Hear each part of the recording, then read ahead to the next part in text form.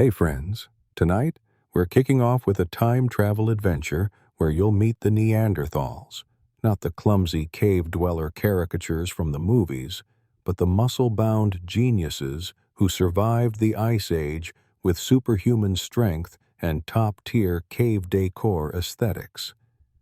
Have you ever wondered how they turned frozen wastelands into their home turf? Or whether you might carry a bit of their superpowered DNA in your veins?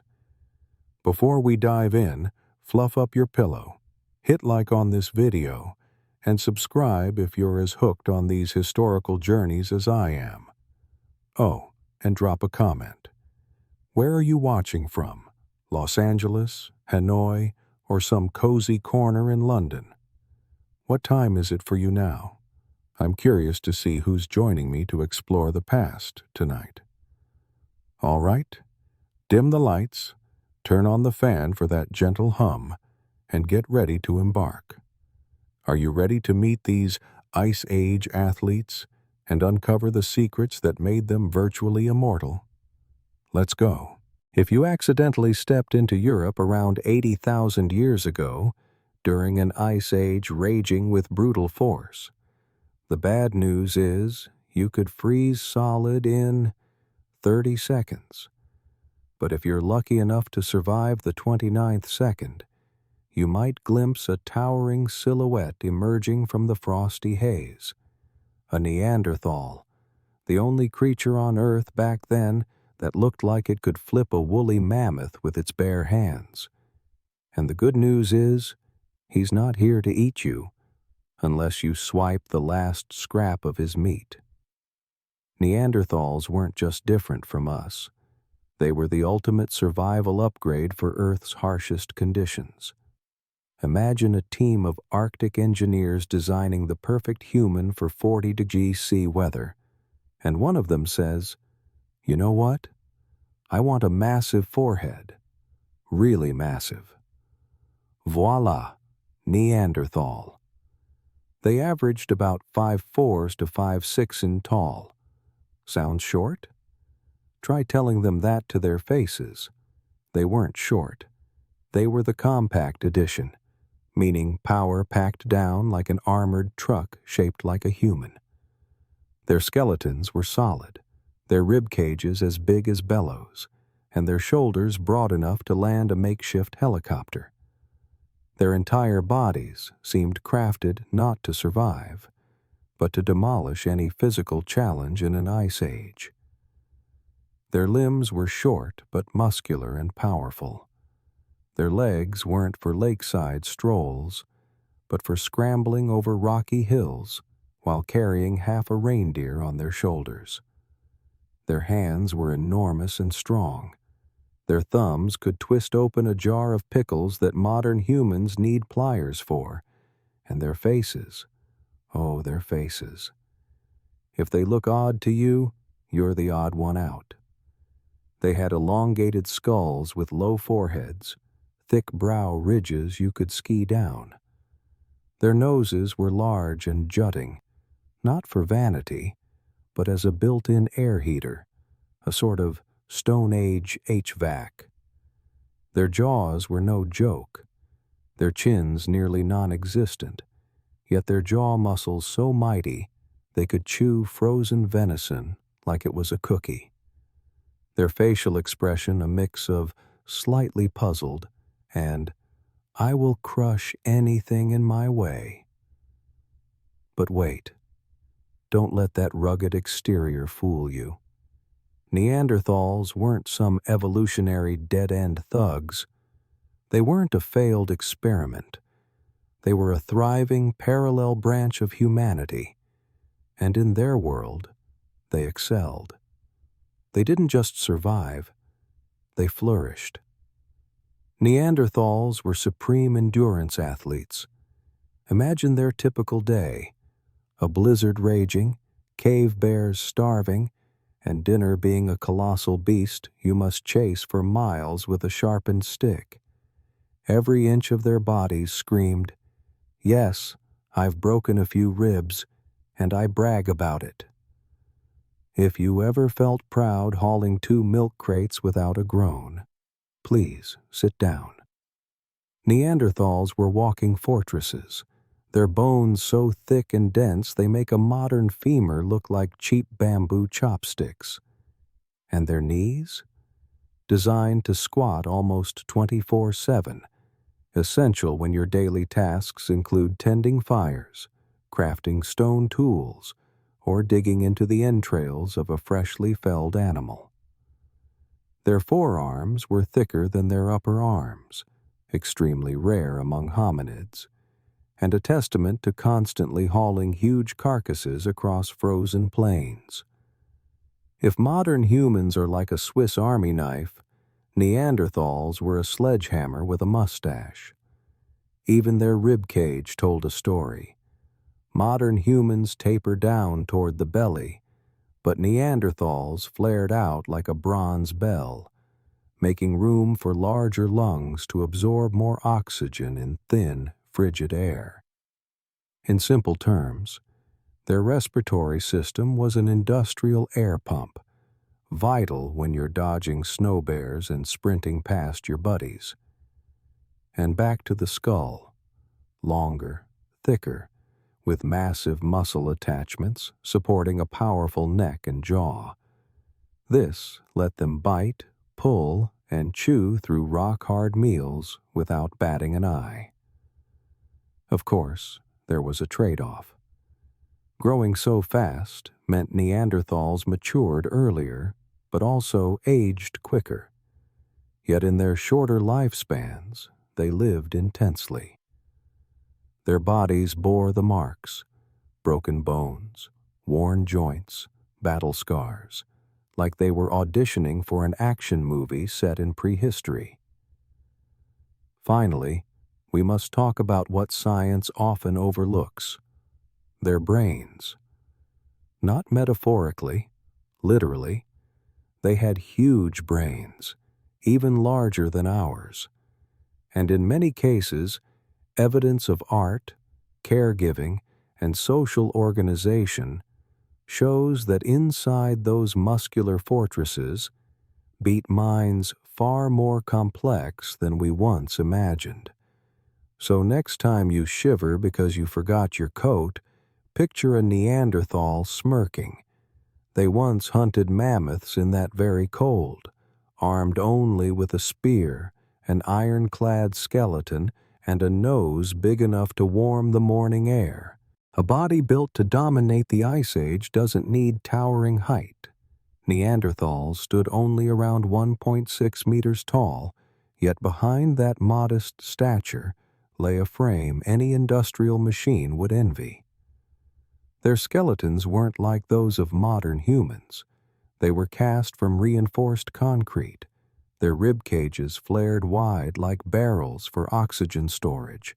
Their shoulders stretched out as if poised to hoist half a reindeer through a blizzard. Their bones were so thick and dense you'd swear they were born to fell trees with bare hands, or burst through rock without a hammer. Their limbs were short, but that hardly meant inefficiency. In fact, such proportions conserved heat far better in the biting cold that modern humans would only brave with down coats, thick gloves, and a dash of desperation.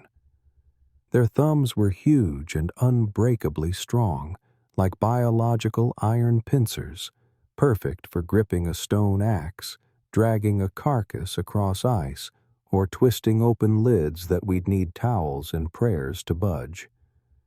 The Neanderthal body was optimized for function, not form. There was no V-shaped torso, wasp waist, or six-pack abs. Only raw power, no gym or personal trainer required. A typical Neanderthal skeleton could be exhibited in a museum as proof that nature follows one rule: adapt or freeze. Their chests expanded not for style, but to house massive lungs capable of inhaling thin, frigid air when gusts of snow swept through to the bone. Air then was hardly breathable, and oversized lungs were evolution's most precious gift. All this was encased in a rock-solid frame, making the Neanderthal look like a walking fortress. From those broad shoulders flowed arms built not for aesthetics, but necessity. Their upper arms were thick, and their forearms thicker, a rarity among hominids, but commonplace for anyone hauling 30 kilos of carcass across frozen plains. Their hands weren't made for selfies, typing, or channel surfing. They were forged for heavy labor, chopping stone, carrying wood, or steadying a spear quivering in the wind. Their legs weren't meant for graceful strides, but for planting like frozen stakes. Muscular calves and sturdy knees allowed squatting nearly 24/7, vital when daily tasks included fire tending, scraping hides, and delving into the entrails of freshly hunted game. Those thick, broad hands weren't just for brute work. Neanderthals could play flutes, craft jewelry from bone and stone, and leave artistic markings on cave walls still visible today. One hand snapping branches, the other etching symbols, not for recreation, but for communication, or simply to prove life held more than wind and bear roars. Their faces weren't friendly by modern standards. Elongated skulls, low foreheads, and prominent brow ridges formed a natural awning to block falling snow. Large, protruding noses warmed air before it reached the lungs. An evolutionary HVAC you'd kill for on a ski trip without a face mask. Chins all but absent, yet jaws so powerful they crushed frozen meat without a knife. Expressions hovered between mild surprise and readiness to react, like someone always hearing footsteps behind and unsure whether it's wind or a wolf. None of these features was accidental. The Neanderthal body was the product of thousands of years of evolution to master Europe's most brutal climates. Every joint, every muscle fiber served a purpose. No part was superfluous, no feature ornamental. This was a living machine, a tool, proof that you needn't be tall or slender to epitomize strength. Amid the snow and wind, where only the howl of gales and predator tracks break the silence, a Neanderthal stood firm, chest thrust forward, shoulders steady, spear gripped, eyes fixed on the misty horizon. Tonight, as you tuck beneath blankets and listen to the soft hum of your air conditioner, you might, somewhere deep in your mind, hear heavy footsteps crunching on hard snow, and glimpse a silent ancient machine passing by. No boast, no roar, just a steadfast presence, as if all the earth were its personal gym. Sleep well, and if you wake with a sore back tomorrow, remember, you are not a Neanderthal, but a part of you still carries their legacy. Now, it's time to face the Neanderthal's visage, a face made for no skin-smoothing filters or nose-lifting apps. Nothing Instagram-ready here. But this is the face of an era, a visage perfectly suited to weather that could freeze all hope in a few breaths. Their skulls were long and flat, nothing like the round heads you see in your mirror each morning. As if someone pressed down firmly, yet gently. The lines are not soft or baby-faced, but rugged, utilitarian, efficient. And the forehead? Not a billboard for life's slogans. It's short, low, and quickly gives way to the main feature. Massive brow ridges like wooden eaves. Neanderthal brows don't just protrude. They block sun, snow, and, if needed, serve as mini sled runs for lost insects. No one knows exactly why their brows are so prominent, but clearly, if there were an award for best brows for surviving extreme conditions, Neanderthals would win by a landslide. A little lower, you encounter the nose, not the delicate kind modern humans pay to sculpt. The Neanderthal nose is large, long, jutting straight forward, as if ready to ram into any biting gale. But this isn't mere glacial aesthetics. Their noses functioned like built-in air heaters. Cold air entered, warmed gradually in the wide nasal chambers, then on to the lungs, a privilege we only enjoy when wearing high-end thermal masks. Then the mouth, or rather, the jaw. If the face is a building's facade, the Neanderthal jaw is its attached freight garage. That jaw is broad, powerful, with almost no chin. The lack of a protruding chin makes their faces somehow direct, very direct. No beating around the bush, no softness. Straightforward as the message. I don't need small talk. I chew frozen meat all day. This jaw power is no joke. With thick muscles and broad attachments, they could bite through hide, tear roots from the earth, and chew what you'd only dare simmer for 3 hours. If you've ever felt proud of cutting steak without a knife, condolences. Neanderthals were doing that 70,000 years ago, just with their teeth. Their facial expression is intriguing too. Not the hug me look or I'm sad you didn't reply. Instead, it's a blend of simmering curiosity and a readiness to throw a punch at any moment. Not scowling, not cheerful, just the face of a creature living in a world of rock, snow, and beasts 3 times their size. And if they seem strange to you, perhaps check your own reflection. By Ice Age standards, we're the odd ones. High foreheads, flat faces, small noses, weak jaws. Traits a Neanderthal might observe and think, this one belongs only by a hearth. To them, you'd appear a limited edition model, designed for coffee runs and ordering takeout by phone. Neanderthals weren't odd, they weren't flawed, they were simply different, in a way utterly logical when every dawn arrives not with an alarm, but with wolf howls or avalanches crashing behind you. Their bodies said, I was born to endure, and their faces declared, and I don't mind. Every feature on a Neanderthal's face was nature's answer to, how do you survive where nothing wants you to? From wind-deflecting brows to air-heating noses, from rock-solid jaws to a face ever poised for battle. Each trait selected, tested, refined across thousands of generations.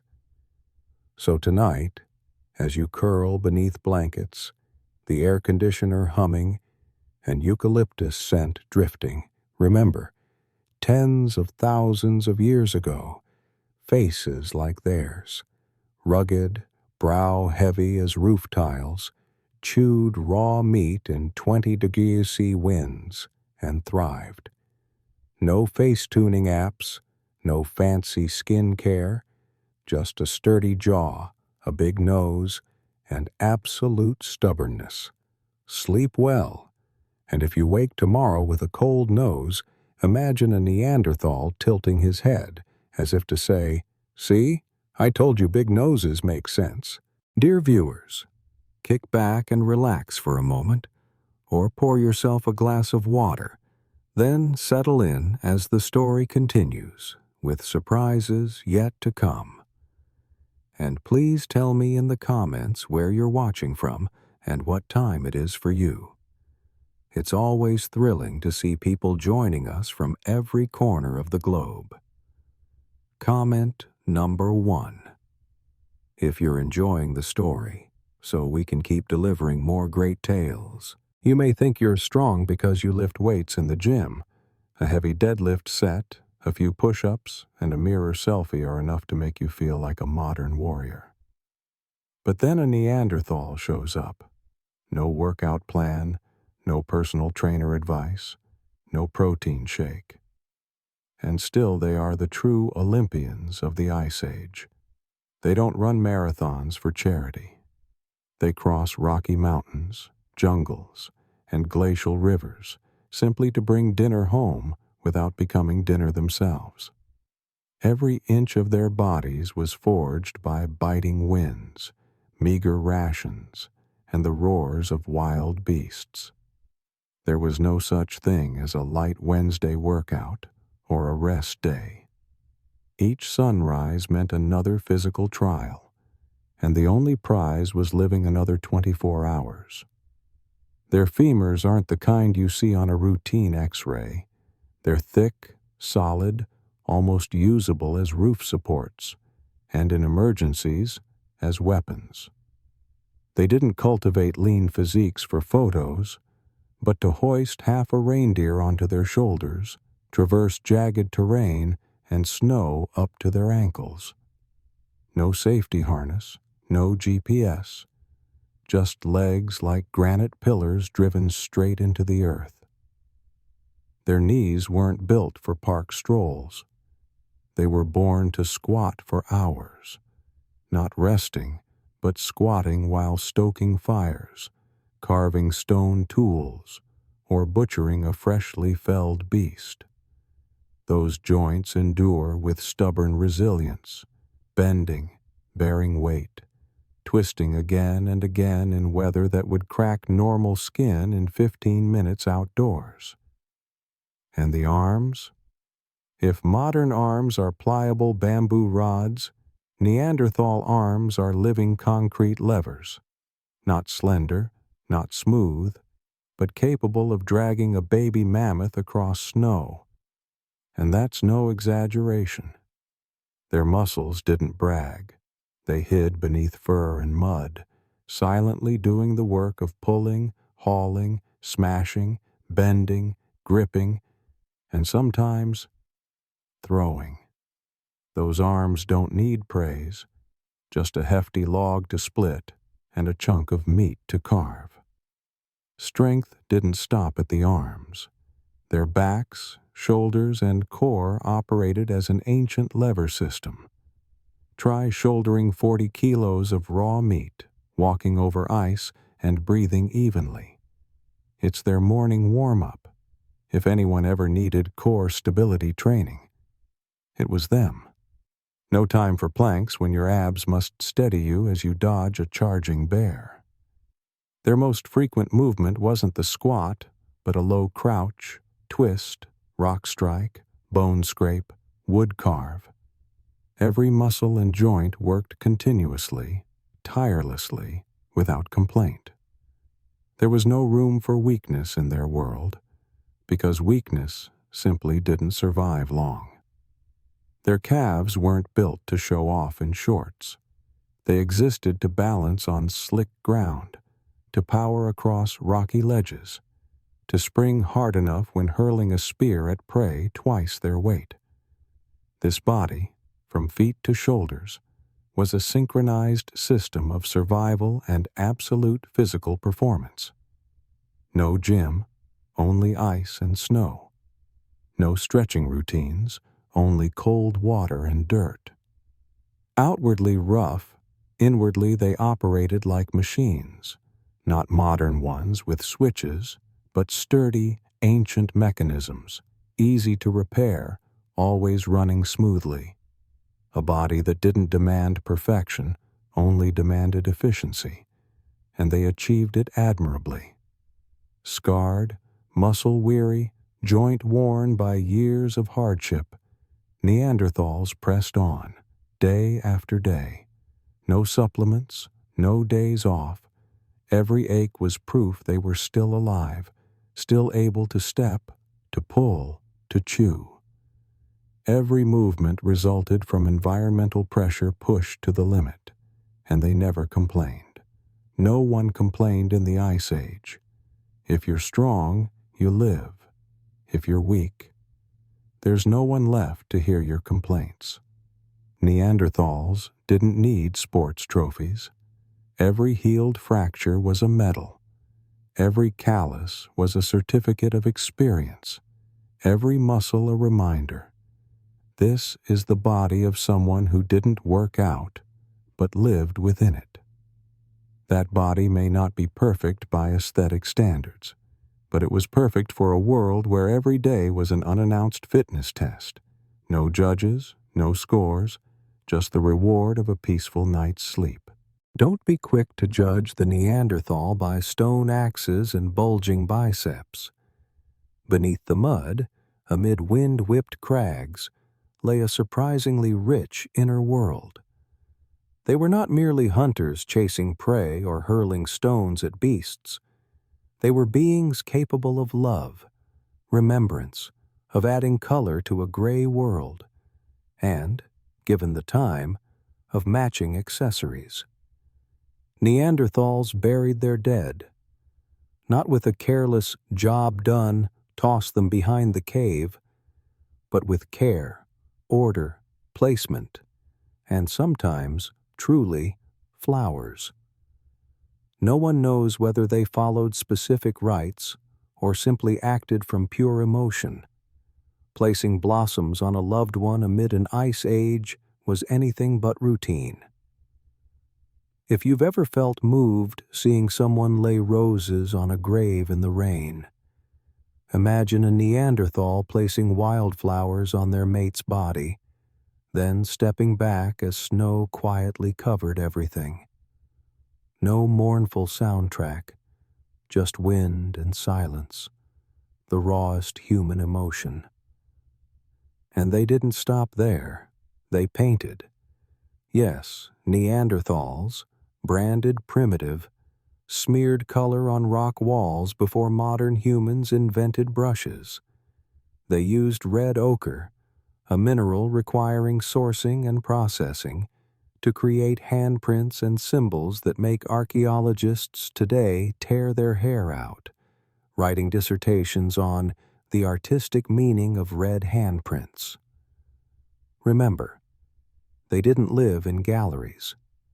The very caves they decorated were where they slept, ate, and argued over who kept the larger meat share.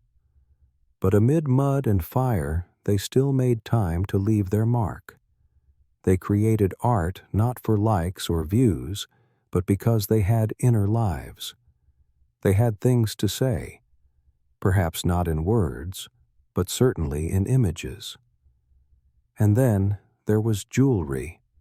Eagle talons perforated for wearing, shells polished smooth and painted red, not as tools, but as adornments. A Neanderthal skeleton wearing a shell necklace is no different from a modern person flaunting a Rolex at an office party. No one knows if anyone noticed that necklace, but its making and keeping show one thing. They understood beauty, and they knew self-expression. Imagine stumbling upon a massive Neanderthal wielding a stone axe, his fingers adorned with eagle talons. It may seem paradoxical, but it's actually very stylish. A statement of, I can crush stone, but I also know color coordination.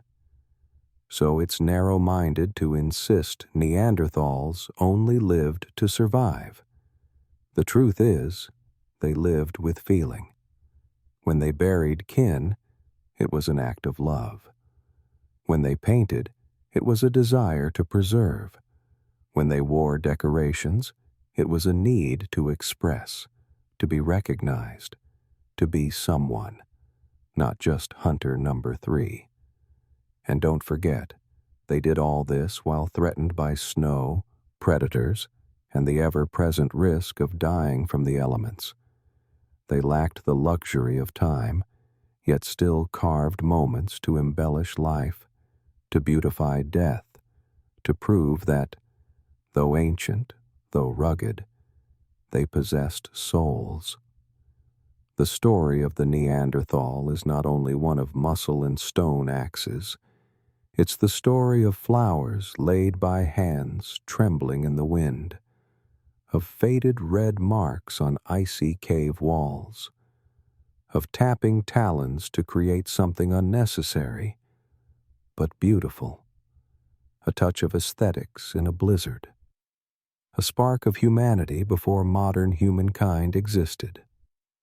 In a world where every meal was a hunt, where sleep was on stone and nightlight was flickering fire, they still found ways to live with style, not in the fashion sense, but deeper. They lived with character, expression, and spiritual depth. When you see a red painted shell necklace worn by someone from 60,000 years ago, you no longer see primitive. You see them, part of us, a part that knows sorrow, remembers, creates beauty simply because it makes them feel more human. No one forced them to paint. No one required flowers at graves. And certainly no one scored points for seasonal accessories. Yet they did. In a world of danger, they still carved out space for tenderness. They didn't just survive, they lived with emotion, with aesthetics, with depth, and with something very like us, wrapped in a low forehead, broad shoulders, and the fashion sense to turn shells into style. You may think stepping into cold air just makes your face feel like it's cracking off in flakes. A light winter breeze sends you sprinting back for the heater, vowing never to leave your blankets again. But Neanderthals weren't like that. They had no heaters, no blankets, no hot coffee. And yet, they survived, day after day, in conditions you wouldn't dare imagine. Their bodies were crafted as nature's ultimate survival gift. Not tall, not slender, not graceful, but compact, sturdy, and above all, heat-retaining. When you layer on 3 jackets and still shiver, a Neanderthal needed only a handcrafted fur garment, and their body did the rest. Their surface-to-volume ratio minimized heat loss. In other words, they were 2-legged furnaces built for hunting. Their noses, a feature crude by modern standards, were in fact masterpieces of natural climate control. Large, straight, jutting forward, those noses did more than sniff roasted meat from afar. They functioned as warming filters, heating icy air before it reached the lungs. While you exhale white puffs in sub-zero air, the Neanderthal breathed steadily, as if 20 degrees C were their favorite season. Their skin carried its own secret, not spa-soft, but fair, an immense advantage under weak sunlight, dimmed by heavy clouds and endless snow. Fair skin absorbs more vitamin D from scarce rays, critical for strong bones, robust health, and spirits that refuse to darken in a monochrome world. And we can't overlook their tailoring skills. No, they weren't queuing at haute couture boutiques. They designed, stitched, and wore their own gear. Animal hides were cut, sewn with sinew or plant fiber, fashioned into coats thick enough to block wind yet flexible enough to swing an axe. Not runway fashion, no labels, but supremely functional. And in a world where cold could kill you before you found shelter, function was the only worthwhile style. To make those coats, they needed more than sewing skill. They needed survival skill. For before you stitch, you must fell the beast. While you curl beneath synthetic down, the Neanderthal pulls fresh hide, steam rising, from carcass to craft the very garment that keeps them from freezing that night.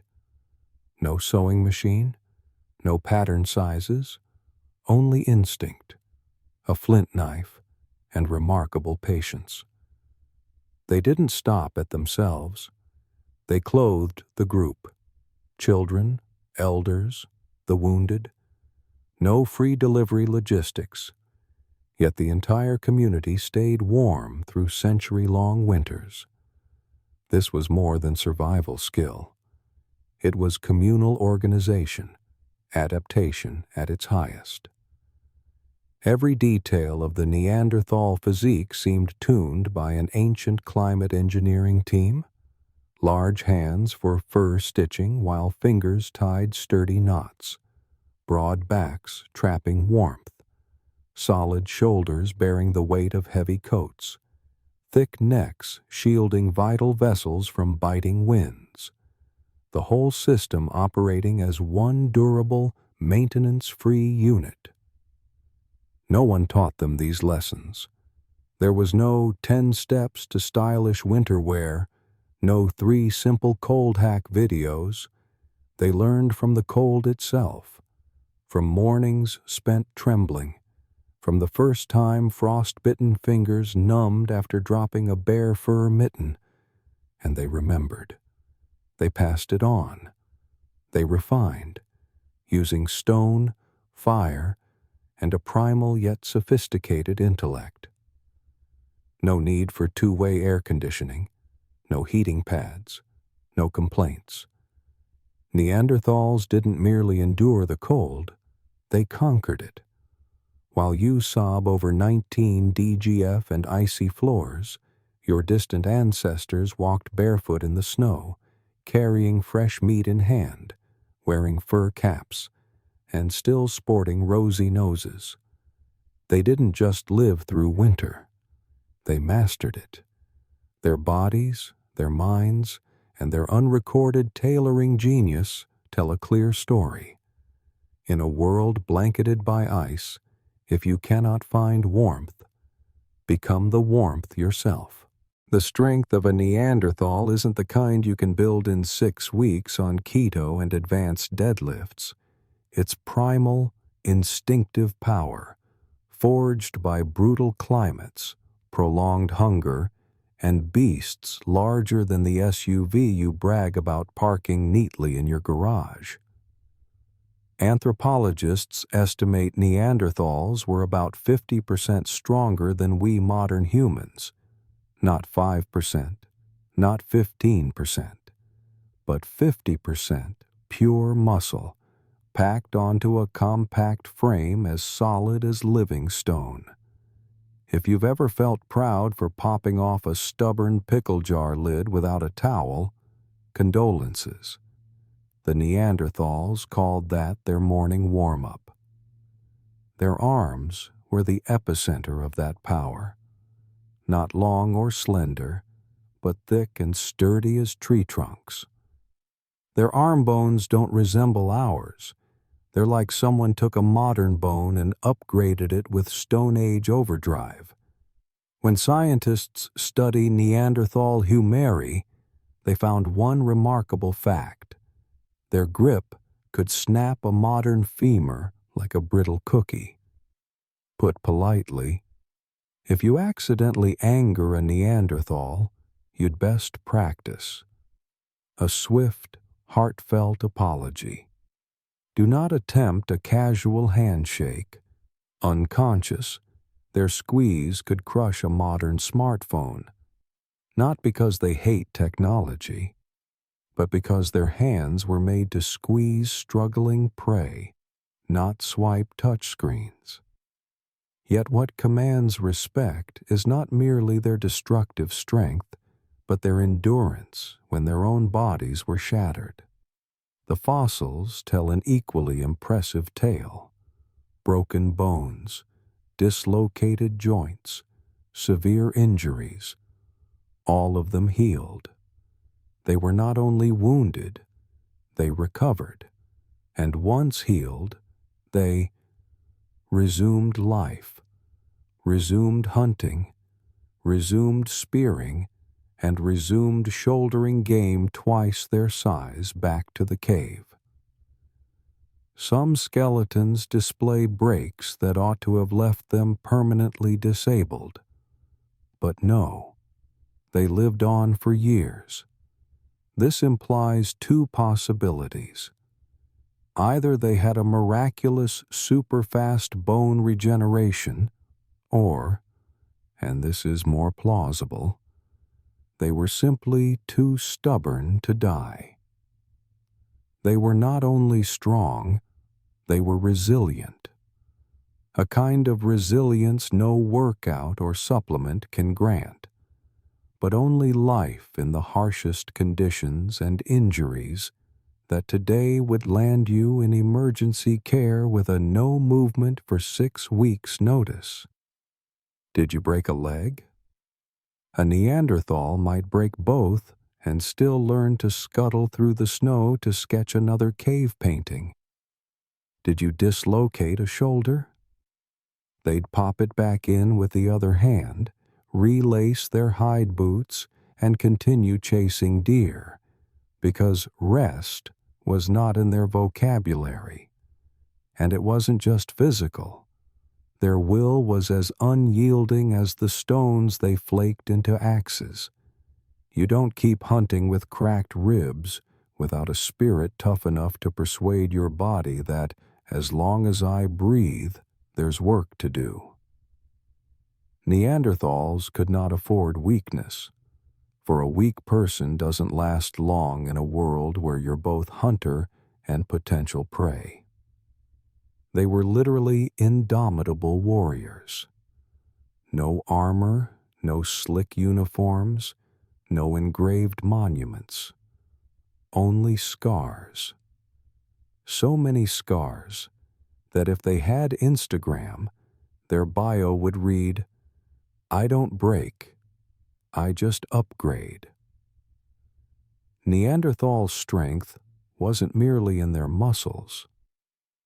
It lay in how they faced injury, cold, hunger, and their own limits. No one told them to be resilient, but their instincts understood. If you can't conquer nature, you must be stubborn enough not to be eaten by it today. And so they pressed on, broken, aching, swollen, their bodies protesting in every way possible. Yet they still walked, still gripped their spears, still clenched those tree-trunk arms, still eyed the next prey. Not because they were superhuman, but because they knew no other way than to keep living, and to live with relentless strength. You step into a prehistoric cave, so cold that your teeth chatter like ancient percussion. You'd expect damp, darkness, and a Neanderthal gnawing on raw meat, as if no one ever taught him to roast. But no, right at the cave's center burns a fire, a hearth carefully tended, almost bearing its own history. Neanderthals did not invent fire. They didn't wake one winter morning, gaze skyward, and proclaim, "I want heat and light." But when they discovered, or learned to make, fire, they did not merely clap in delight. They cooperated with it. They negotiated with it. And ultimately, they made it their most trusted friend in a world bent on killing them. They struck flint and pyrite, minerals you might think belong only in museums, to spark the first flames. No lighters, no matches, no quick Tinder hacks videos. Just 2 stones, effort, and generations of hard-won experience passed beard to beard. And when that spark caught dry leaves, Neanderthals did not run screaming. They did what true forebears would do. They added wood. They sheltered the flame from wind.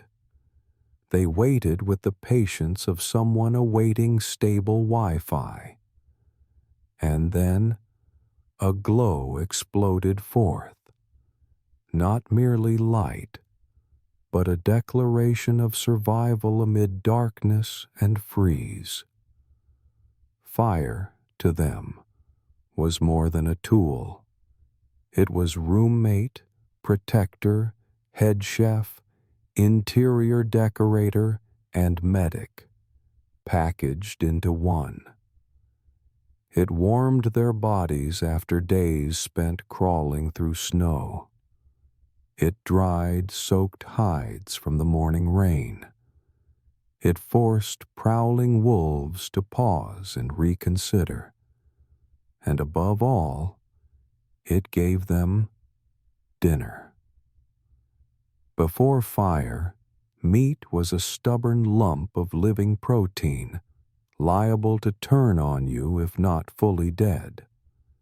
After fire, it became fine cuisine. The scent of roasting flesh banished body odors.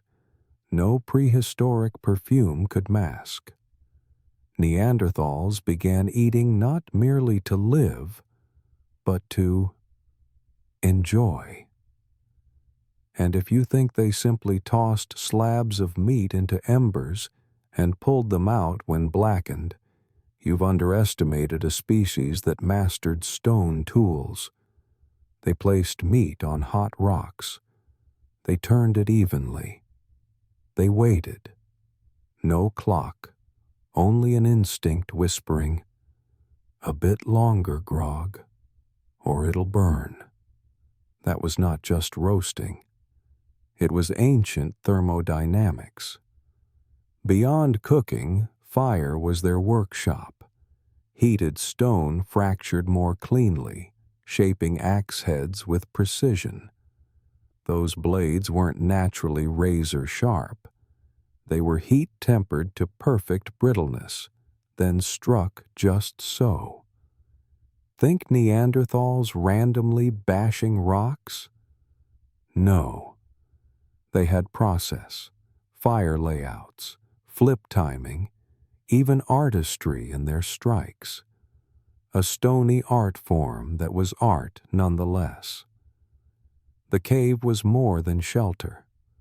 Fire made it home.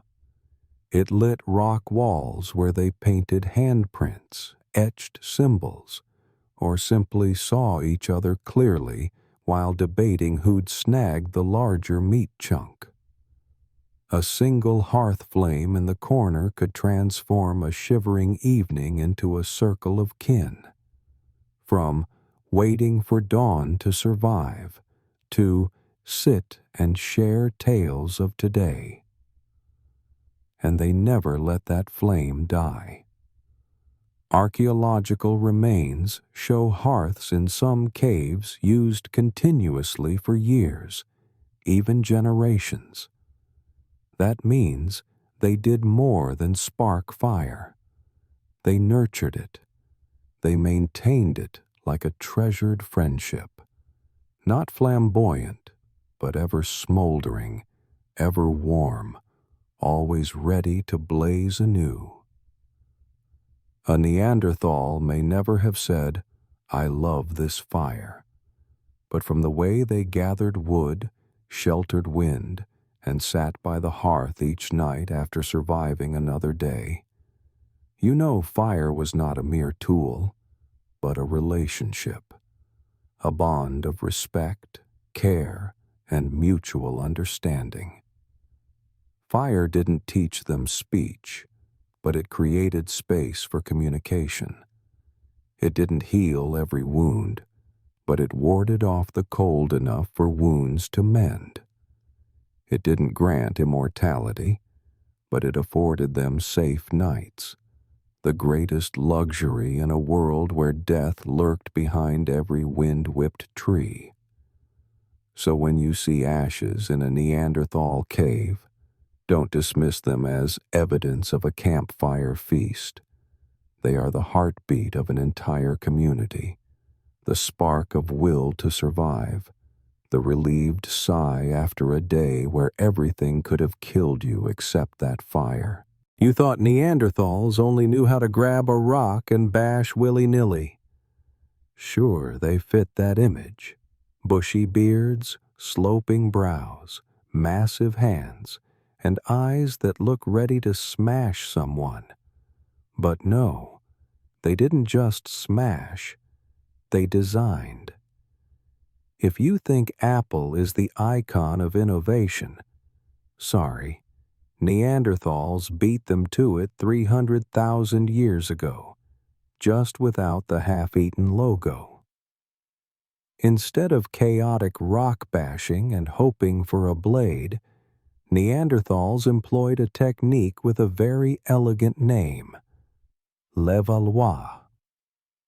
It sounds like a French furniture designer, but it's actually a highly sophisticated, very sophisticated process for producing razor-sharp stone flakes, able to cut hide, butcher meat, and, if need be, shave, assuming they desired such refinement. L'Evaloir wasn't an act of impulse. It demanded planning. First, they selected a stone of just the right shape. Not any stone would do. They had taste. They had standards. Then they trimmed the exterior evenly, creating flat surfaces. Next, they scored precise notches around the edge, pre-programming the fracture lines. Finally came the decisive blow, a calculated strike, to detach a thin, pointed, perfectly balanced flake. The result wasn't a cumbersome rock you could hardly lift. It was a handheld tool, pointed tip, razor edge, and, crucially, replicable. This wasn't accidental magic. It was the product of accumulated knowledge passed down through generations, someone coaching, pointing, adjusting angle, warning. No, Grok, knock it 2 degrees to the left or it'll shatter.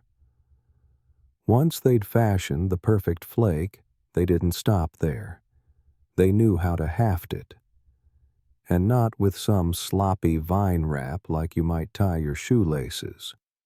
They used tree resin, a prehistoric adhesive.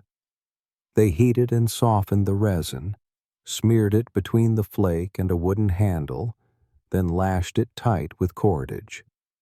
Remember, all this in conditions without benchtops, LED lights, or magnifying lenses. Just bare hands and envy-worthy focus. Their finished weapons could be spears, axes, or knives. Spears for throwing, axes for chopping, knives for slicing. Not every tool did every job. They categorized. In other words, Neanderthals possessed a full multi-tool kit, only lacking a carrying case and user manual. What's especially intriguing is that Neanderthal tools varied by region. What they crafted in Europe differed from the Levant, and again from Central Asia. Materials changed, too. Where flint was plentiful, they used flint. Where only limestone prevailed, they adapted. They didn't copy-paste. They tweaked, improved, fine-tuned to local conditions. If there were a map of Neanderthal tool styles, it would be more diverse than IKEA's catalog. And that proves a fascinating truth. They didn't merely imitate, they innovated. They may not have invented the internet, but when faced with a problem, they didn't ask, "Why won't someone else do it?" They said, "I need a different flake." A self-starter spirit that today's startups could learn from. Picture a Neanderthal sitting outside a cave, scrutinizing stones for the perfect blank, then painstakingly trimming each edge as if auditioning for art school. His brow furrowed in focus, not anger. Nearby, his mate adjusts a wooden shaft while a child plays with binding cords. No tech fair, no TED Talk, yet all part of a creative ecosystem, the Ice Age edition. Then, when the tool was complete, they used it, not once, but repeatedly. Archaeological finds show repairs, resharpening, even version upgrades by fitting new flakes when old ones dulled. A single spearhead might cycle through 3 or 4 flake replacements. This wasn't just handiwork, it was maintenance thinking, asset care, the original built to last. You could call them the Steve Jobs of prehistory, not for phones, but for their relentless pursuit of perfection. They looked at raw stone and saw not a rock, but potential. A weapon, a tool, a solution, and then made it by hand, by mind, by patience, beyond compare. Levallois wasn't just a technique, it was a statement. I don't merely exist, I optimize. In a world where you must supply everything from sustenance to self-defense, Neanderthals didn't stand by waiting for help. They picked up stones, shaped them, hafted them, and strode forth with what you might call the prehistoric Swiss Army knife. And so, in an era without civilization, they still knew how to turn rock into tool, not for ornament, but to change the game. If they didn't invent the wheel, no matter, they mastered the art of controlling stone, and that, sometimes, is far harder. You might think Neanderthals belong in the past, silent skeletons behind museum glass bathed in yellow light. But here's a surprising truth. They never fully left. A part of them remains right inside you. Yes, if your ancestry isn't exclusively African, there's a high chance you carry a little gift, or genetic debt, from Neanderthals. About 1 to 4% of your DNA is theirs, not in a keepsake box, but in your cells, your blood, coursing through your genetic strands every day. And the fascinating part is these DNA segments aren't useless. They don't just sit there yawning. They have roles. They have personalities. They bring both benefits and drawbacks, just as they did in life. Some Neanderthal genes affect skin tone, hair texture, and vitamin D production. So if you tan easily, sport a hint of curl, or soak up sunlight better than your neighbor in outdoor yoga class, congratulations. You may be thanking your Neanderthal forebear without even knowing it. Not stopping at appearance, those genes bolster immunity. When early modern humans wandered out of Africa and began to connect, yes, connect, with Neanderthals, they swapped more than living space and campfire sparks. They exchanged gene variants that helped defend against viruses, bacteria, and whatever nature hurled at them. Which means part of your resistance today, your ability not to sneeze at the first gust of wind, or to enjoy street food without a bottle of Pepto-Bismol, may be inherited from some Neanderthal who survived Ice Age dysentery thanks to a lucky gene. Sounds wonderful, right? But then we must address the less wonderful side. Genetics is a quirky, fair game. You can't pick smart genes while discarding troublemaker genes. And Neanderthals, though powerful and hardy, were not immune to weaknesses. Research shows Neanderthal-derived variants linked to type 2 diabetes, depression, autoimmune issues, and yes, 2 a.m. cigarette cravings. Not kidding. Behaviors like nicotine addiction or just one more video insomnia may trace back to a tiny DNA fragment you inherited from ancestors who didn't much care for healthy sleep schedules. You might ask, so can I blame Neanderthals every time I scroll TikTok until 3 a.m.? Scientifically, not entirely. Psychologically, absolutely. Call it your ancient inheritance, a gentle reminder that you may be burning energy like an Ice Age hunter, while in reality, you're just munching salt and vinegar chips on the couch. Interestingly, those genes aren't evenly distributed. Some people carry more Neanderthal DNA, others less. Some even have a decidedly classic Neanderthal map, like part of them still forages with a stone spear, while others sport a mixed party of genes, an undirected genetic buffet. And through all that mix, one thing's clear. Neanderthals aren't just history. They're present. Not in the sense you'll bump into one at Walmart, but in the sense they live within you. They don't just dwell in caves. They dwell in your body, quietly shaping how you sleep, how you react to cold, even how you digest your favorite coconut ice cream. No need to imagine a Neanderthal resurrected to chat with us. They're already conversing through DNA. Every allergy flare, every low-grade fever, every too spicy bite that your body says, maybe not again. That might be a whisper from an ancestor who learned the hard way that eating the wrong root could end your day prematurely. And if one day you feel a bit wild, a bit stubborn, a bit drawn to sit by a fire rather than at a chic party, it may not be personality.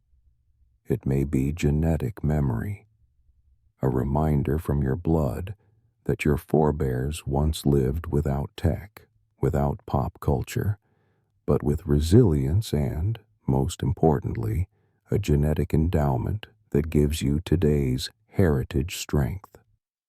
So tonight, when you slip under your cozy blankets and feel a quiet reassurance despite the chill, remember, it's not just your thick quilt. It could be the Neanderthal, a silent ancient neighbor in your veins whispering, "Relax, we've faced colder than this." The scene shifts. No more howling Ice Age winds, no more crackling cave fire in the chill. Now it's 12th century Japan, where the air smells of earth, damp grass, and danger lurking. This is the era of the katana, of honor, of rules you must bow to or risk, losing your head, quite literally. But amid a rigid world where roles seem preordained, who rides, who fights, who stays home to brew tea, emerges Tomoe Gozen, a woman who would make any army halt and stare again, not because she wore a bright kimono, but because she was the last person you'd want to face without armor. Tomoe Gozen was no duchess learning martial arts, no princess playing swordswoman. She was a true Onabu geisha, trained from childhood as a warrior, literally. While you fumbled to hold a pencil properly, she was learning to shoot a bow from a galloping horse at speeds that would raise your hair. From her youth, Tomoe mastered bareback riding, archery in stances that would shatter wrists if you tried, and two-handed sword play with precision dreams of bi-professional soldiers. If there were a samurai triathlon, Tomoe would be three-time champion. And she practiced not for sport, but for real combat. She entered battlefields where people screamed, where blood flowed from cuts with no special effects. She served as a commander under Minamoto no Yoshinaka, a great leader in the Genpei War, the fierce civil war between Taira and Minamoto clans. Chroniclers of her time wrote not merely of a female warrior, but of one riding as if born astride a horse, of a swordswoman, able to snap a spear single-handed and make 3 men retreat with a glance. Not hyperbole for flair, but official record. And you know, feudal Japan did not lavish praise on women unless truly earned. Tomoe embodied a rebellion against prejudice. In her society, the ideal woman bowed humbly, slipped behind screens, swayed at a 45-degree angle. Tomoe? She bowed only to avoid an enemy's blade, and then countered so swiftly you'd scarcely see the strike. She was among the rare Onabu geisha, women recognized as equal to male warriors, and in Tomoe's case, often superior. At the Battle of Owazu, one of Yoshinaka's last fights, Tomoe did not flee. She was neither protected nor hidden simply for being a woman. She led troops. Before the battle's end, she slew an enemy general, Honda no Moroshige, not by ambush or poison, but face to face, blade against blade. A duel won by the smaller warrior with the quicker strike. And even as Yoshinaka's cause fell, Tomoe did not fade from history as a forgotten footnote. Her courage, skill, and presence in a world hostile to women on the battlefield made her a legend, not only in military annals, but in Japanese culture and history. No one truly knows Tomoe's final fate. One tale says she lived in seclusion. Another claims she became a nun. Some say she died in battle. But whatever the ending, her name endures in epics, paintings, and the memory of those who know. Some limits exist only until someone dares to break them. Tomoe Gozen wasn't the first to wield a sword, but she was the one who dared to draw it amid doubtful gazes and held her head high. A warrior, a commander, and above all, a reminder that strength stems not from gender, but from proving who you are when the world says you cannot. So if tonight you find yourself battling limits, whether in mind, at work, or before an empty fridge, remember, a woman once slashed with her sword in a world not meant for her, and she prevailed. In a world where sword and steed were deemed the domain of men, Tomoe Gozen simply didn't care. She neither asked permission nor waited for an invitation.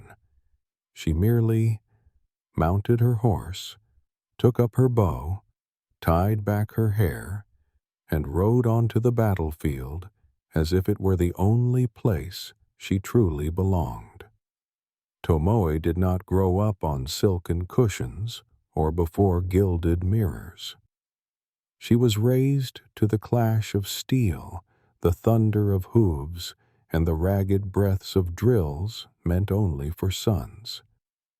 And yet she refused to let others dictate her fate. She did not wait for society to open the gates. She kicked them down, sword in hand. When war erupted between Japan's two greatest clans, Taira and Minamoto, everyone's gaze fell on the glossy armored male commanders whose names filled the chronicles. But among those familiar titles, there shone one extraordinary figure, Tomoe Gozen, a woman not merely present in the campaign, but chosen to lead armies. She was never called Brave Lady Guard, nor praised for logistical aid or spirited cheer. The records state simply, Tomoe was a commander. In the tense years of the Genpei War, she did not stand by observing. She gave orders, drew strategies, and was the voice people sought when asking, "From which flank shall we strike?" At times she rode bareback, firing arrows with skill many a man could only dream of. At others, she swung a great sword overhead as though it were a third limb.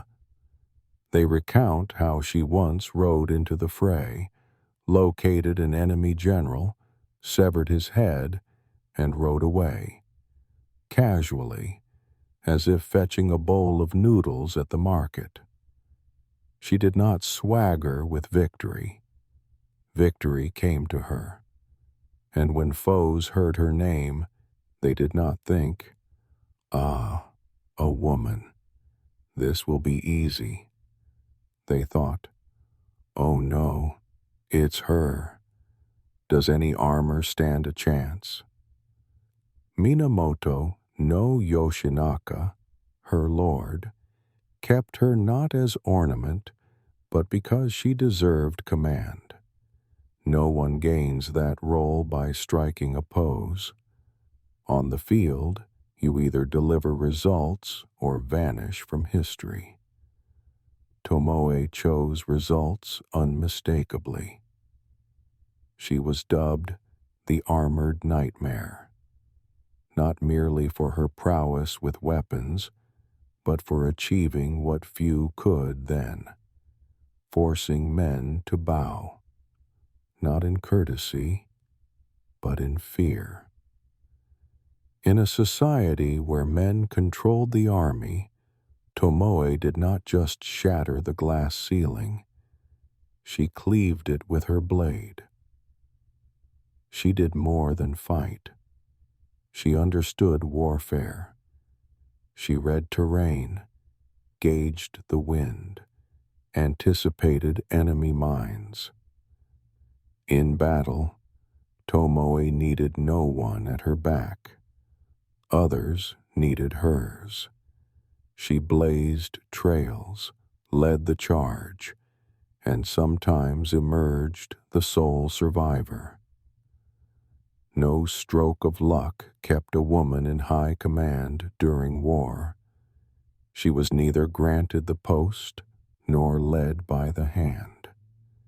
She strode forward, steel-shod, plate-clad, and propelled by the initial scorn of those who deemed her unfit. And then they acknowledged her, not in words, but by stepping aside to let her command. People forget that war is mind as well as steel. Tomoe, in her very presence on the field, waged psychological warfare. She did more than instill fear. She sowed confusion in the enemy's old logic. Women cannot. Wait, why are we losing? Tomo Gozen was the living test of every prejudice. She offered no lectures, no presentations. She simply did, and she did supremely well what people said women could not do. Ride, command, plan the assault, and, when necessary, personally cut through the problem. After each campaign, Tomoe wrote no memoirs. She received no love letters. She went on no speaking tours. Yet she became an icon, not by marketing, but by her true deeds, her genuine leadership, and her real victories in a world rife with doubt. Tomoe Gozen did not merely break limits. She erased them from the map of war. She proved that strength does not default to muscle or gender, but to daring to stand on the front line when the world insists you belong in the rear. So tonight, if you feel you face a battle, be it a high-stakes project, family expectations, or the 6 a.m. alarm, think of Tomo, a woman who fought not to be called strong, but because she simply was. Amid the dense morning mist of 1184's dawn, on the field of Owazu, you might behold a striking sight. A female warrior galloping across the battlefield, armor gleaming steel, a sword at her hip, her posture as upright as if born for this very moment. That is Tomoe Gozen. Not a pale figure lingering at the flank, nor a hidden damsel. Tomoe vanished after Owazu like a star extinguished mid-battle sky. No grand funeral, no farewell song, only a silence stretched out like a drumbeat frozen mid-march. One moment, she was the living emblem of courage, tearing through thousands of arrows. The next, gone without a trace. No blood, no body, no one knowing where she went. Ancient chronicles sigh in ambiguity. Some claim she was captured by the enemy and forced to marry a general in exchange for her life. A conclusion not entirely tragic, yet enough to drive historians to despair. Other accounts say that, banished from the battlefield, she sought a temple, shaved her head, donned russet robes, and spent her remaining days amid chanting and incense, transforming from swordswoman to nun in a turn so dramatic you'd whisper at midnight. Really? That was Tomoe? But not everyone believes these tales. Romantics picture her as a ronin, masterless and unbound, wandering Japan's mountain trails. They envision Tomoe sitting alone by a stream, her sword laid across her lap, eyes fixed on distant peaks, waiting for the day to fight once more. A free spirit in times of chaos, stripped of title, but never of her warrior soul. Legends go even farther. Some say she never truly died, that Tomo became a forest spirit, a goddess of resistance. Snow climbers swear they glimpse a white figure darting through the mist, bow in hand, sword on her back, and then vanishing again. Whether wind, hallucination, or too much sake is anyone's guess. History, with all its rigor and impatience, disdains open endings. But Tomo did not care. She stepped out of textbooks and into legend, leaving scholars scratching their heads and storytellers rejoicing. For nothing captivates like a hero who disappears without a trace. She became an unwritten final chapter, inviting each generation to supply her ending. Her disappearance was not death, it was an invitation, a silent challenge. Who do you want me to be? Nun? Warrior? Legend? Choose. And so Tomoe became whatever you wished, the woman you dream of meeting at night, the phantom horsewoman of your reverie, a presence both quiet and powerful in history's shadows. Whatever her true fate, one fact remains undeniable. Tomoe was never forgotten. Her name endures not because she fought like a man, but because she fought as herself. In a world that drew rigid lines around gender and duty, Tomoe bent every boundary and then vanished, leaving them all behind. Like a riddle you never solve yet can't look away from, she is no mere side character. She is the open-ended finale of a story that never truly ends. And late at night, as you lie awake, half asleep, your heart still beating to the rhythm of an ancient steed, you will wonder, where did Tomoe go? And perhaps, just perhaps, in some midnight dream, you will see her, a woman with a sword slung across her back, dark hair tied tight, her gaze unbowed. No lines spoken, no explanation offered, just Tomoe, standing there, waiting for you to tell the rest of her story. Tomoe Gozen does not live only in dusty scrolls or in the whispers of Japan's history buffs. She stepped from blood-soaked battlefields into the collective memory, indelible as ink in popular culture.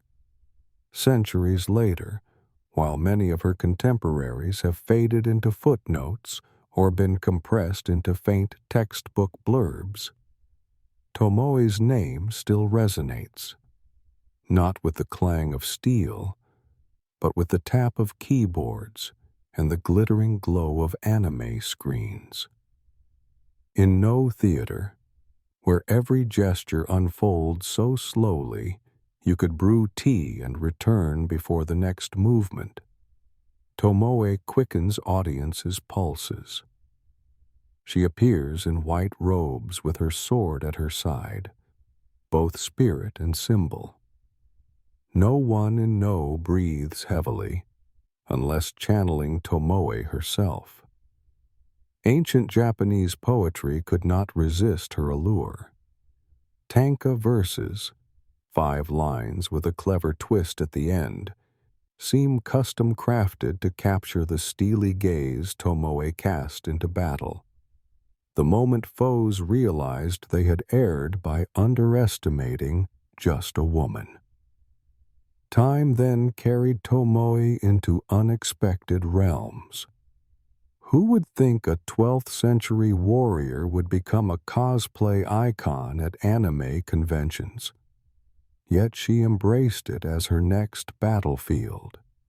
In manga, she rides and fires arrows while keeping her mascara intact amid combat.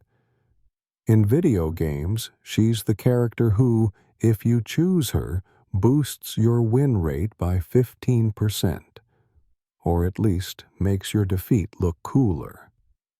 Tomoe needs no slogan. She is the living slogan for every girl told you shouldn't do that. Each time a Japanese schoolgirl ties back her hair to speak up in class, or a young woman signs up for kendo, it may, just may, be Tomoe's spirit smiling within them. She proves that swordsmanship is not reserved for mustachioed men with deep voices. Tomoe cut through prejudice not with speed, but through her very existence. In a society where women are often defined as wife of or mother of, she appeared with only her name and shook history's pages. Even Hollywood, fond of white warriors in slow-motion rain, has been enchanted by Tomoe's image. Though no blockbuster has borne her name, perhaps they await an actress of matching presence. Her shadow flits silently across frames, reminding us that some warriors need no spotlight to shine. When Western comics introduce a strong female character who not only speaks of love, but throws punches, kicks, and debates military strategy, we sometimes forget this model is not new. She once lived, once fought, and once vanished into legend, named Tomoe. Just as samurai bound their hair high before battle, Tomoe's image is lifted and held tight in the Japanese psyche as a symbolic topknot, timeless, unbreakable, whether in wind, storm, or the swirl of history, both ancient and modern. She is the answer to the question, has a woman ever silenced an entire army? And as long as that answer remains in textbooks, in anime, and in pop culture icons, one can say, Tomoe never disappeared. She merely changes scenes. From battlefield to stage, from mountain peak to LED screen, from thundering hooves to electronic soundtrack, yet her spirit remains unchanged. So, if you lie in bed, eyes closing on a world without prejudice, where skill trumps gender, know that you are not alone. You are simply walking in the footsteps of a warrior woman who marched ahead centuries ago and who still leads with spirit, with boldness, and with a sword forever ready to cut through bias. 16. On the night sky, stars aren't merely for wishes or as backdrops for ethereal Instagram shots. To ancient mariners, they were the prehistoric GPS, no software updates needed, and no Find My Phone feature either. Civilizations from the Minoans to the Phoenicians, from the Austronesians to the Egyptians, from the Harappans to the Greeks and Romans, launched their fragile wooden vessels into the vast ocean, trusting that as long as they steered by Polaris, they would either reach land or make Poseidon's acquaintance. Take the Phoenicians, for example. Master shipbuilders with enviable beards, they turned the Mediterranean into their backyard. No Google Maps, no compass, only stars, wind, and the unwavering confidence of cedar hulls beneath them. They carried not just cargo, but the alphabet, purple dye techniques, and an entrepreneurial spirit that would make even Jeff Bezos nod with respect. Meanwhile, in the Indian Ocean, the Austronesians mastered intercontinental voyages.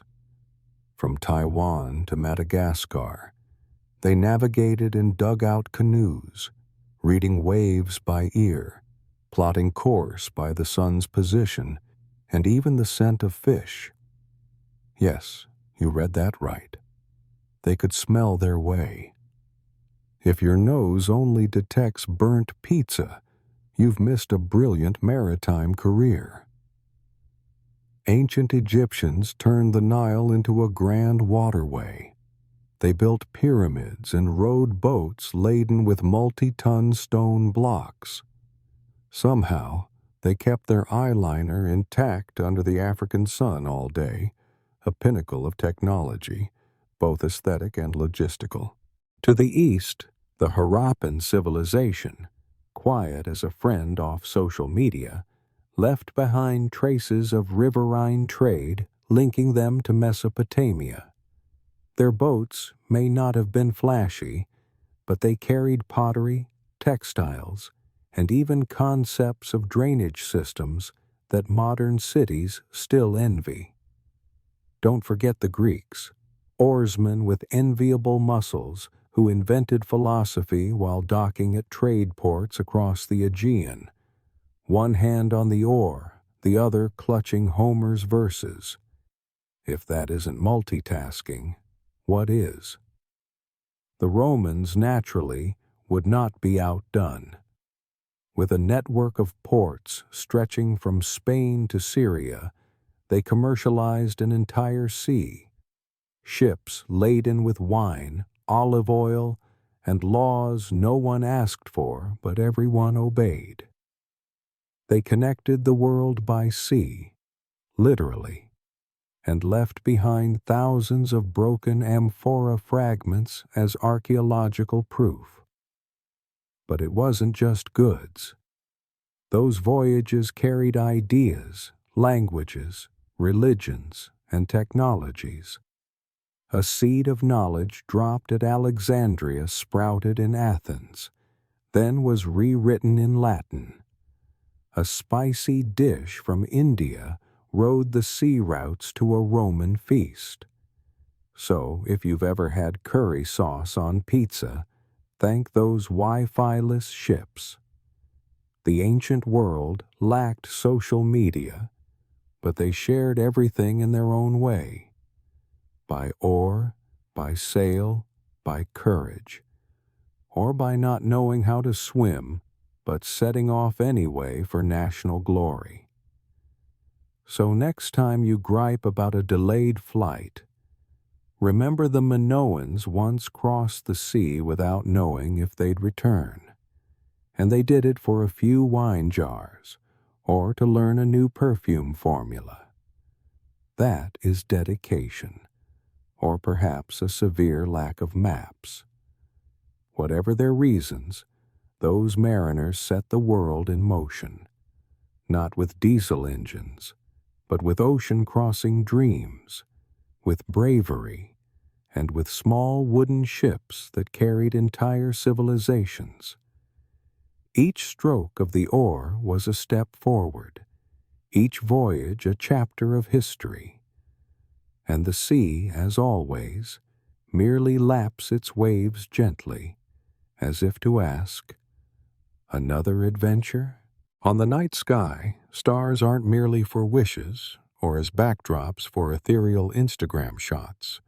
To ancient mariners, they were the prehistoric GPS, no software updates needed, and no Find My Phone feature either.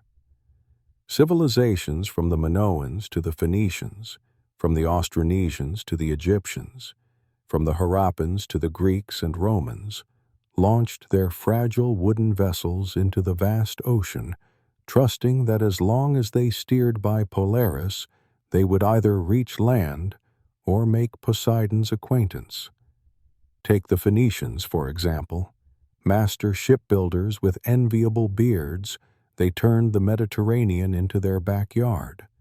No Google Maps, no compass, only stars, wind, and the unwavering confidence of cedar hulls beneath them. They carried not just cargo, but the alphabet, purple dye techniques, and an entrepreneurial spirit that would make even Jeff Bezos nod with respect. Meanwhile, in the Indian Ocean, the Austronesians mastered intercontinental voyages.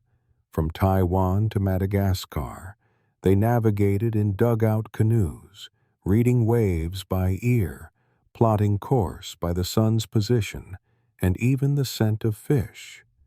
Yes, you read that right. They could smell their way. If your nose only detects burnt pizza, you've missed a brilliant maritime career.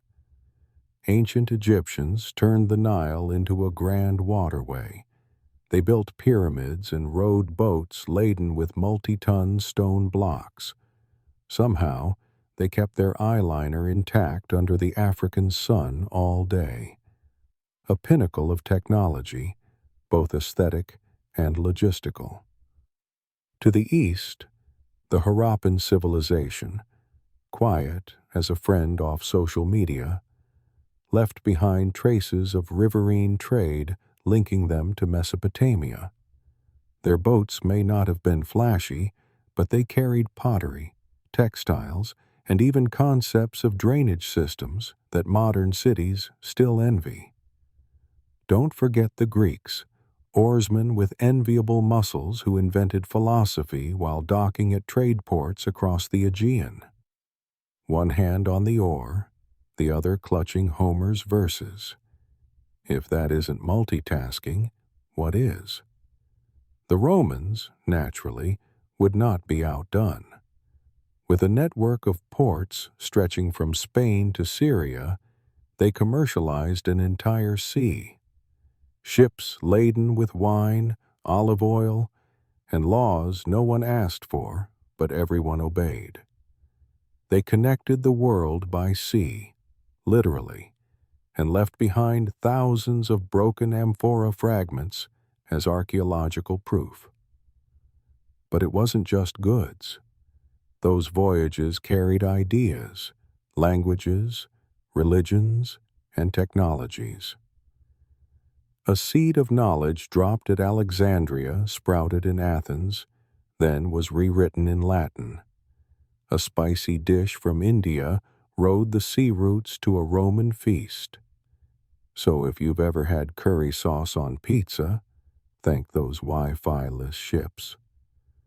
The ancient world lacked social media, but they shared everything in their own way, by oar, by sail, by courage, or by not knowing how to swim but setting off anyway for national glory.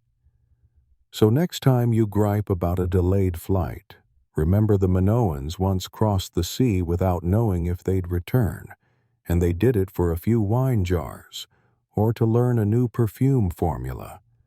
That is dedication, or perhaps a severe lack of maps.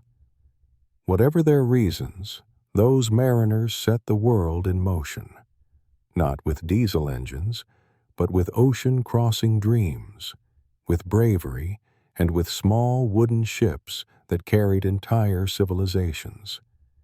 Each stroke of the oar was a step forward, each voyage a chapter of history. And the sea, as always, merely laps its waves gently, as if to ask, "Another adventure?" You step into a world where royal children aren't allowed to be ignorant. The throne is reserved not for rote learners, but for youngsters who must master military logistics before they can tie their own shoelaces. In Macedonia, Alexander the Great had a tutor named Aristotle, not some whiteboard instructor of equations, but a brilliant mind whose mission was to shape a world conqueror. Aristotle taught more than philosophy or science. He instilled in Alexander a singular belief that one could rule the planet through rigorous study and meticulous note-taking. And in Rome, Nero, the young man infamous for setting fire to Rome, also had a teacher, Seneca, a Stoic philosopher who taught everything from emotional control to imperial governance. The problem? Nero studied little and burned much. If there were a student makes teacher cry contest, Nero would have taken gold. Princes studied more than books. They learned warfare as if memorizing poetry. Their curriculum included building siege engines, sketching battle maps, and even calculating rations for an army. Lego? No. They played Besiege the Old City with homemade catapults. And don't forget the art of speaking. Oratory was not an elective. It was a survival skill. A prince had to know how to make his people weep when necessary, enraged at will, and applaud on cue at the close of his speech. Graduate from this course, and you could persuade the Senate to vote your way, even if you were only 14. In ancient Egypt, lessons didn't take place in chalkboarded classrooms. They happened in temple courtyards under priests' guidance. They taught astronomy, accounting, and the ethics of rulership. One miscalculation didn't just mean a failed test. It could starve half a kingdom by misdividing the grain. In the Indus Valley, though official records are scarce, Harappan princes were surely trained to maintain drainage systems more advanced than those of many modern cities. Perhaps they didn't study poetry, but they knew how to keep their city from flooding after a monsoon. In Athens, you didn't need royal blood to learn. Wealthy children studied philosophy, logic, music, athletics, and debate. A well-bred Athenian youth had to play the lyre, quote Socrates, and toss a discus all at once, or face being branded undeveloped in every aspect. Sparta was different, very different. Children didn't learn history. They were cast into the wilderness to battle nature, and whoever survived passed Basic Survival 101. There were no report cards, only scars. And what of the girls? In many places, they were kept in harems, taught the arts of charm rather than politics. But not everywhere. In Nubia and Japan, princesses were trained in leadership, command, and even swordsmanship. When you see a girl riding and shooting arrows like a goddess, remember, it may have been homework. The common thread across civilizations. If you were born into royalty, you were simply not allowed to be dumb. Commoners could dawdle on education. A king's child could not. One mistake, one poor speech, and an empire might topple. No pressure, just millions awaiting your timely maturation. So next time you complain about homework, remember there were 10-year-olds planning troop movements without tablets, without Google, without ChatGPT. They only had Aristotle and a very cold throne waiting. When you exhale softly and pull the blanket up to your chin, you might think you're just an ordinary person getting ready for sleep. But in truth, you are a living symphony of thousands of years of history. You are the culmination of evolution, the meeting point of epic adventures, blazing battles, and ocean-crossing dreams. Don't believe it? Then let me tell you a little about yourself. Flowing through your veins may be a touch of Neanderthal. Yes, those once called primitive humans now resurface not in caves, but in your genetic map. They didn't merely smash stones. They crafted tools with Levallois techniques more sophisticated than some modern DIY kits. They hunted, survived the freeze, and left a genetic legacy that makes you more prone to a chill, yet stronger against certain viruses. Sometimes, thanks to them, you see better in dim light than those around you. And sometimes, it's their inheritance that has you raiding the cookie jar at 2 a.m., so if you wake up craving biscuits, don't blame yourself too harshly. It could be genetic memory. Then we journey to 12th century Japan, where Tomoe Gozen, the female samurai who shattered every gender stereotype as smoke before a gale, rode like the wind, swung her blade like lightning, and led armies with a valor that made commanders sigh. If only she were a man. But she needed no man to be entitled to command.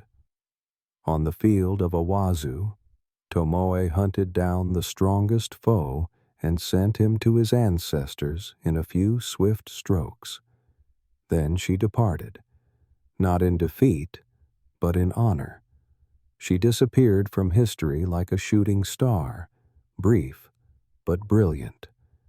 Though you wield no sword and don no armor, each time you stand up for yourself, a fragment of Tomoe's spirit lives on in you.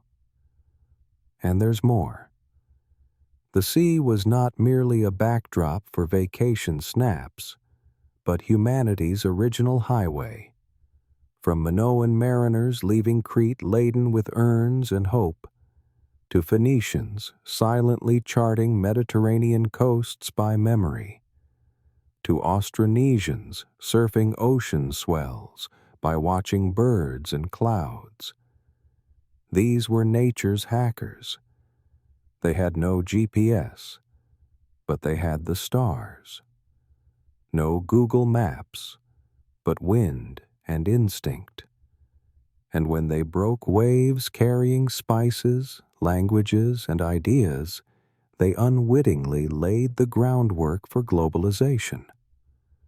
Imagine, without them, you might not know tea or bread or even the internet. Yes, indirectly, but you get the idea.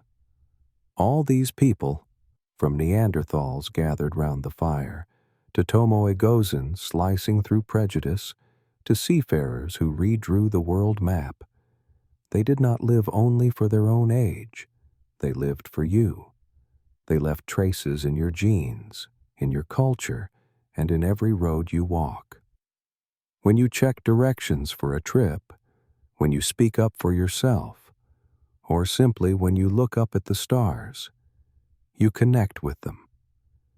And now, under the gentle glow of your nightlight, you can close your eyes and wrap yourself in those stories like a soft quilt. No sword, no sail, no Neanderthal gene activation required.